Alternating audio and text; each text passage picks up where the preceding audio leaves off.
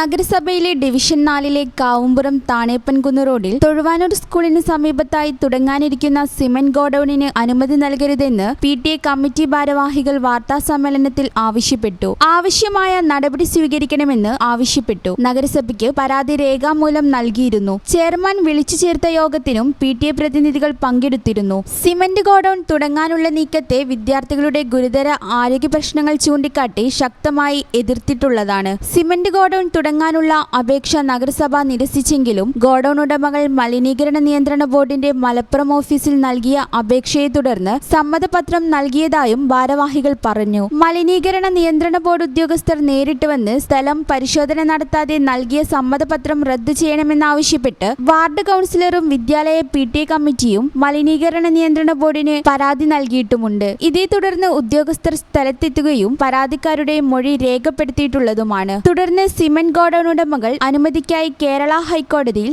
നഗരസഭയ്ക്കും മലിനീകരണ നിയന്ത്രണ ബോർഡിനുമെതിരെ കേസ് നൽകിയതായി അറിയാൻ കഴിഞ്ഞു. വളാഞ്ചേരി നഗരസഭ 3.22 കോടി രൂപ ചിലവഴിച്ച് നിർമ്മിക്കുന്ന ഭിന്നശേഷി വിദ്യാർത്ഥികൾക്കുള്ള പരിശീലന കേന്ദ്രം ആരംഭിക്കാൻ ഉദ്ദേശിക്കുന്ന ഗോഡൌണിൽ തൊട്ടടുത്താണ് നിർമ്മാണം പുരോഗമിക്കുന്നത്. ഒരു മതിൽ വ്യത്യാസത്തിൽ മാത്രം നിലനിൽക്കുന്ന സിമന്റ് ഗോഡൌൺ പ്രവർത്തനം തുടങ്ങിയാൽ ഭിന്നശേഷി വിദ്യാർത്ഥികൾക്ക് ഗുരുതര ആരോഗ്യ പ്രശ്നങ്ങൾക്ക് കാരണമാകും. നഗരസഭ ഈ വിഷയത്തിൽ ഗൗരവമായി ഇടപെടണമെന്നും വിദ്യാലയങ്ങളുടെ പ്രവർത്തനത്തിന് തടസ്സമുണ്ടായേക്കാവുന്ന സിമന്റ് ഗോഡൌണിന് അനുമതി ലഭ്യമാക്കരുതെന്നും ഹൈക്കോടതിയിൽ നിലവിലുള്ള കേസിൽ ബന്ധപ്പെട്ട സ്ഥലത്ത് നടക്കുന്ന ഭിന്നശേഷി പരിശീലന കേന്ദ്രത്തിന്റെ പ്രൊജക്ട് വിവരങ്ങൾ അറിയിക്കണമെന്നും PTA കമ്മിറ്റി ഭാരവാഹികൾ ആവശ്യപ്പെട്ടു. President M. Hasan Kunju, vice president Shihab Parakkal, ward കൗൺസിലർമാരായ KK ഫൈസൽ അലി തങ്ങൾ, വീരാൻകുട്ടി പാറശ്ശേരി, അധ്യാപകൻ K. കൃഷ്ണരാജ് എന്നിവർ സംബന്ധിച്ചു.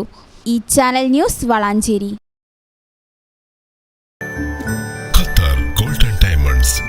Calicut road Valanchery main road